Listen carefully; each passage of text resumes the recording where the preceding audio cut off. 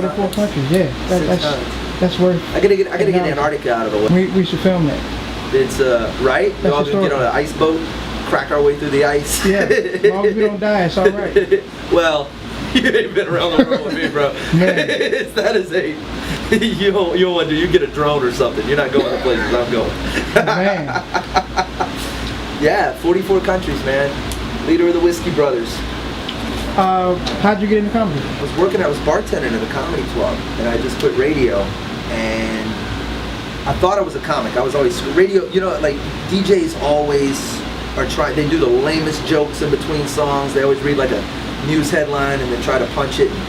I was that dude for the longest time on this rock station back in Beaumont, and I started bartending at this comedy club, and my buddies dropped my name in the bucket at the open mic while I was working. I didn't even know, and my name got called, and I went up there with. I still have my notebook. I was always in that.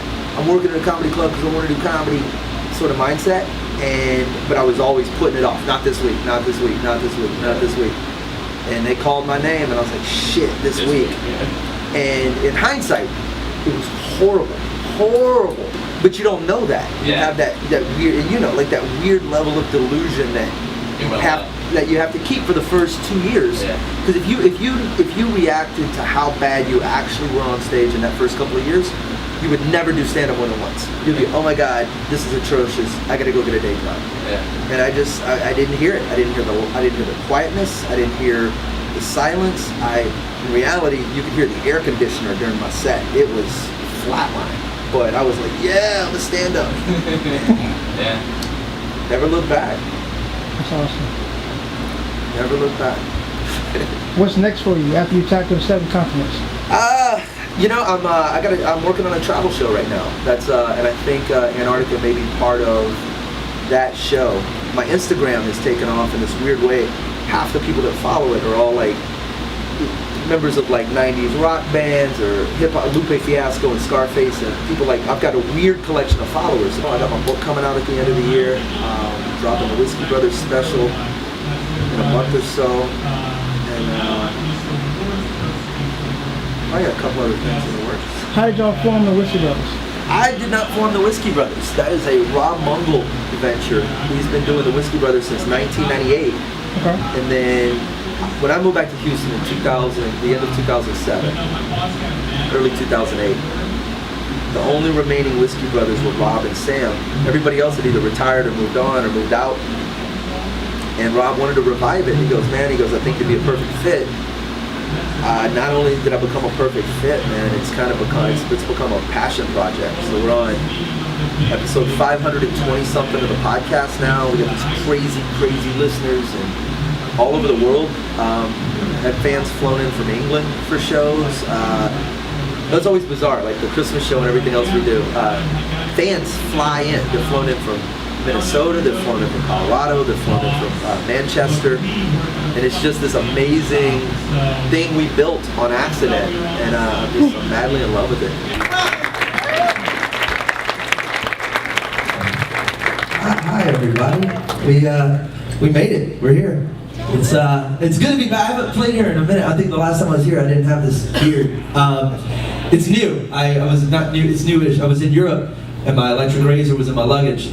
They lost my luggage, so fuck it. I have a beard now. That's how it works. Nothing though will change your appearance more than a beard. You can shave your head. You still know it's you. Ladies, you get a boob job. You still know it's you. This, I don't recognize me. I walked into an airplane bathroom right after it happened. I opened the door, looked right in the mirror, and went, "Oh shit, a terrorist!" And I ran. It's good to be home, man.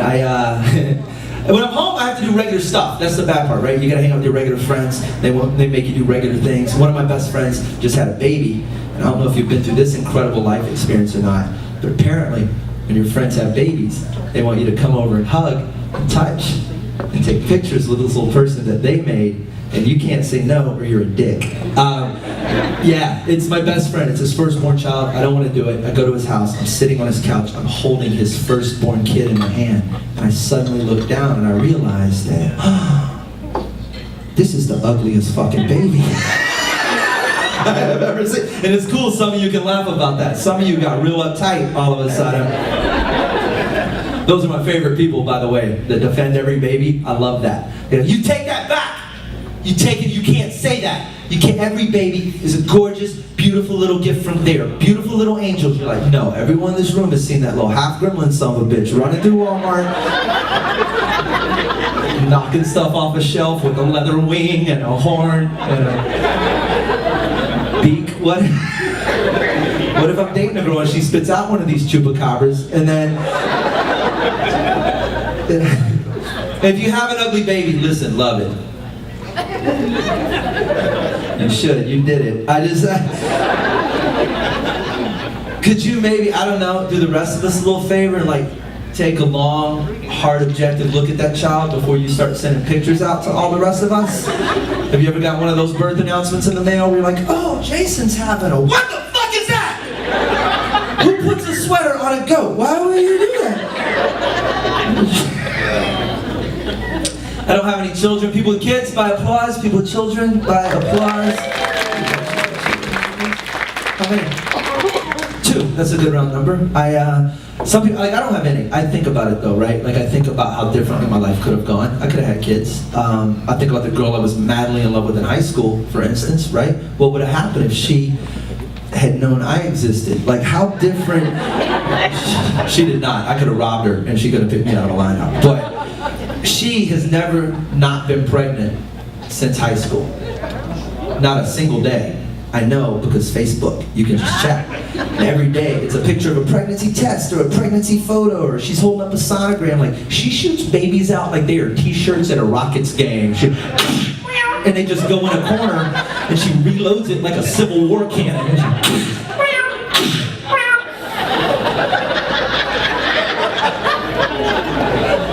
Those are cats. But that is not a baby sound, is it? Not even close. No. I don't know. I have nieces. That's the way I have kids. If you're, it's a fantastic way to have children. If you're on the bubble, should I have them? Should I not? Go borrow someone else's. That will fix you. That's like renting a really shitty DVD where 2 hours later you're like, nah, take it back. I've seen everything there is to what? No, the face was scratched when you loaned it to me. Like, my oldest niece, her name is Kennedy. I love her now. Now, yeah, she's 9 years old. She's adorable now. When she was first born, though, man, everything was a big deal. First kid in a generation, everything was huge. My brother threw the biggest first birthday party you've ever seen for this child. And I'm gonna say this on behalf of parents everywhere, non-parents everywhere. We hate your first birthday parties. We hate them. We hate everything about it. And I know they're a big deal to you, but just admit they're about you and not about the kid, and I'll come, right? Because they're very much like funerals in that regard. The person you're throwing them for just sits in the corner like...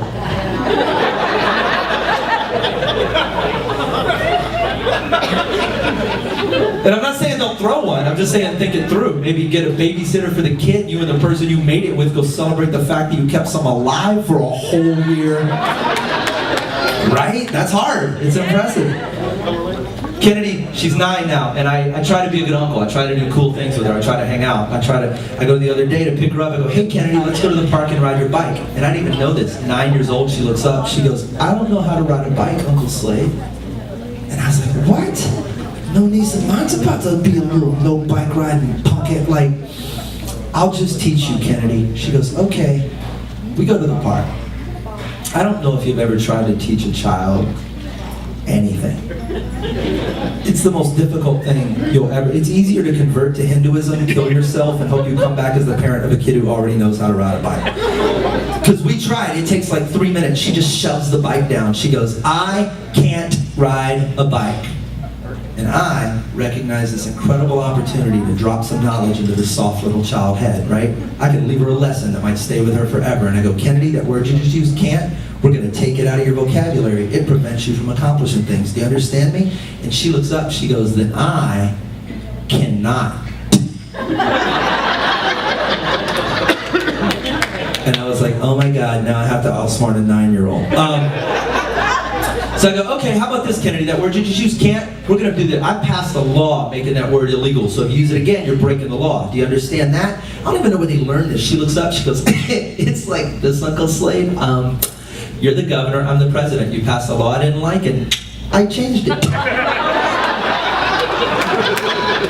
And here's why I would make a horrible parent. I go, why don't you go Google what happened to the last President Kennedy and tell me how that shit worked out?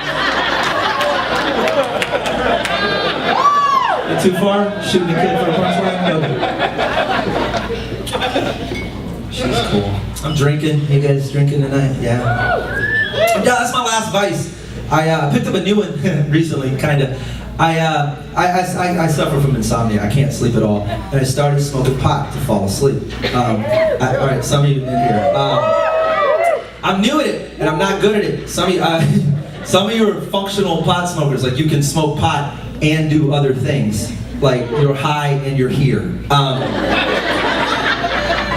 I can't do it. It's only when I just get hungry and sleepy. That's all that happens to me every time I've ever smoked. And I remember sitting at home one day, I'm about to try to fall asleep, and my eyes start to shut. And right before they close, I remember thinking to myself, I was like,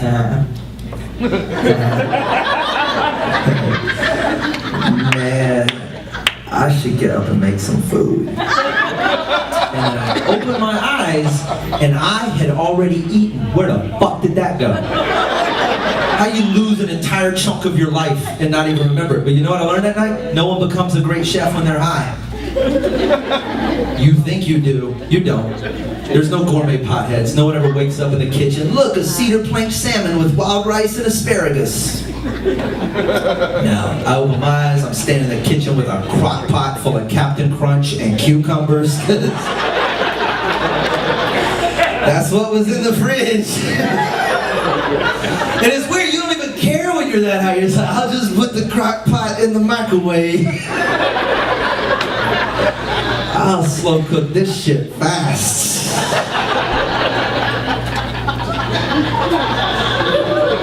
I'm so bad at it, but I love it because I only do it at night when I'm safe and I'm cool and I'm comfortable. I get stoned. I watch a movie in bed and I watch it on my laptop. I don't even bother putting it on the TV because I know me, right? You ever do this? You watch like the first 8 minutes of a movie and you're stoned. You're like, man, I have no idea what I just watched. So you start it over, and 8 minutes later you're like, nope, not that time either. Doesn't work. Because I'm an analytical person, right? The munchies are the thing that gets me, right? I want to know why it works, why it happens. I was like, why do I feel like that? So I Google it. It turns out that THC tricks your body into believing it's starving. It's a chemical reaction that actually happens when you smoke marijuana. And I was like, well, if that's the case, I'll just outthink it, right? Before I smoke, I'll leave myself a note.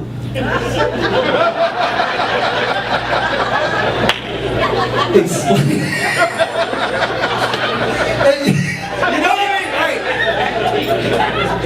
So I like a nice little bowl there, and I'm like, dear Slade, you're about to be really high.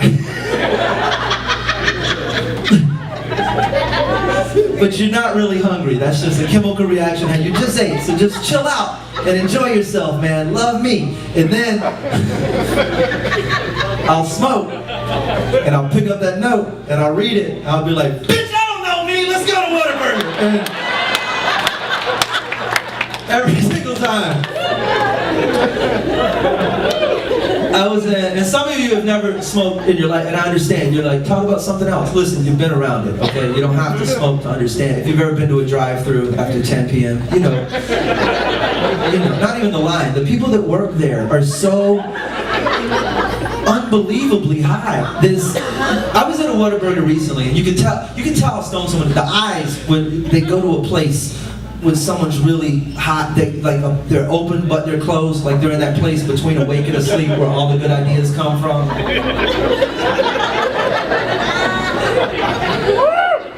Where they're open, but like the top half is like, we're open, the bottom half is like, bitch, we're closed, it's Sunday, you know, those Chick-fil-A eyes.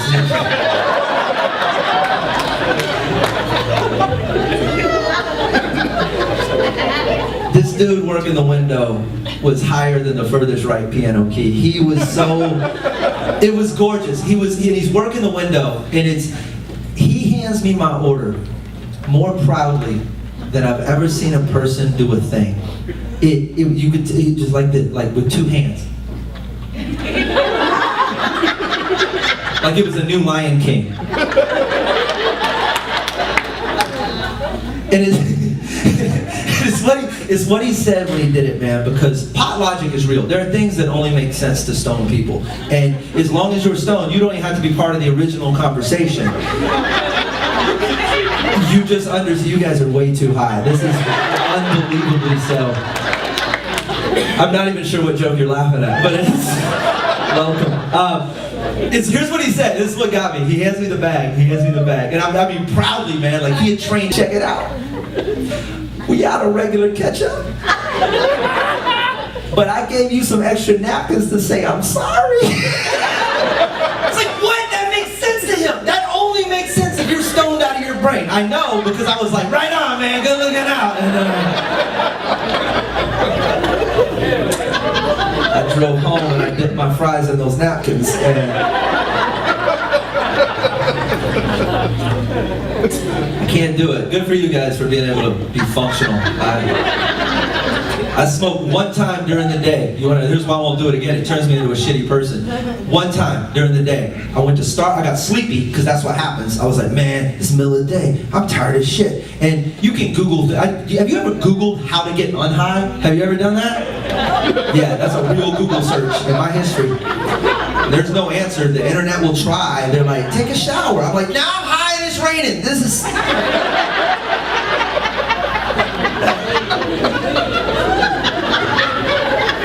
So I was like, I need to wake up. I'll just go to Starbucks. So I go to Starbucks, I get a medium coffee. That's when the munchies hit me. And I'm like, shit, I should have ordered a bunch of food. And I look up, I'm like, you know what? Because it does make you creative. I go, what'd the dude behind me get? And they go, he just got a medium coffee too. I was like, cool, let me get that for him. And I did. And I started this pay it forward chain, which sounds like I'm a good person. But I drove right back around and ordered all the cake pops in the entire store. And someone had to buy that shit for me.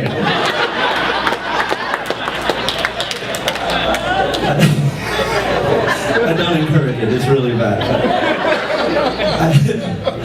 I always worry I'm gonna get homesick on the road. That's a fear, man. That's why it's good to be back for a minute. But everywhere I go, no matter how homesick I think I'm gonna get, I get other places all across the world. I'm like, oh wait, you guys have rednecks too. That's my favorite demographic on the planet. White trash? Oh my God. Like, you guys watch comedy to be entertained, I will watch rednecks, same reason. I'll go to Golden Corral and just sit there. Have you been? That's the white trash embassy. Yeah. You get your passport stamped. You can't, and I was in one of these restaurants recently, and I saw this redneck woman, and I use the term woman loosely. It's the single largest human being I've ever seen in my life. And some of you are like, I've seen bigger. No, picture the largest person you've ever seen right now. And then I want you to double that. And then I want you to square that. And I want you to feed that a sandwich. This is not an exaggeration. This woman weighed 1,000 pounds. 1,000. She had a comma.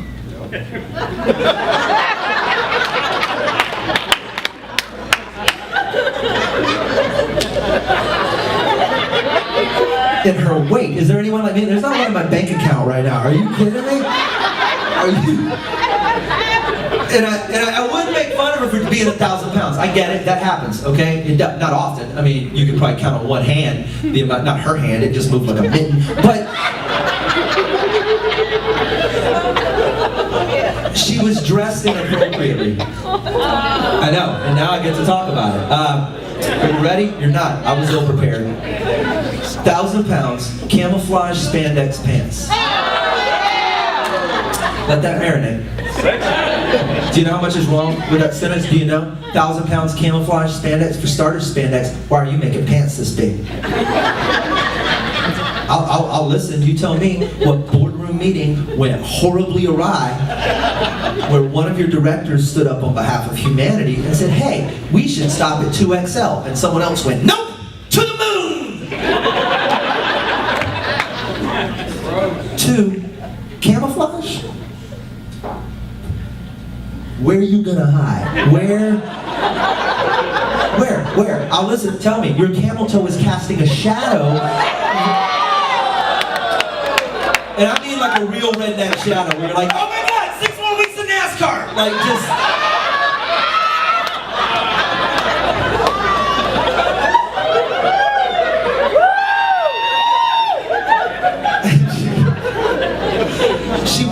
by me, right? And all right, walk is probably not the word. Like an eclipse, she sort of passes the table. And the whole room gets dark. You can only look at her through a shoebox lid with a hole in it. And she has filled her whole tray up with food. And by the whole tray, she didn't even bother with a plate. That takes up space. Just the whole tray. And she's shoving whole hams and whole pizzas in her mouth like they're video game power-ups on the way back to the table. And as she goes past me, I reflexively want to say something, right? Just, it's a reflex. Just put down the chicken leg, Orca! It's just a muscle. But I don't. I don't say a word. I keep my mouth shut. And here's why. She's in there with a redneck guy. Yeah. And I'm not fighting a redneck guy. Because I don't know if you know this or not. You can't beat up a redneck. You can fight them, you can do a lot of damage, but no matter how bad you kick a redneck's ass, they come back for more. No matter how much damage you do, they're still like, you know what?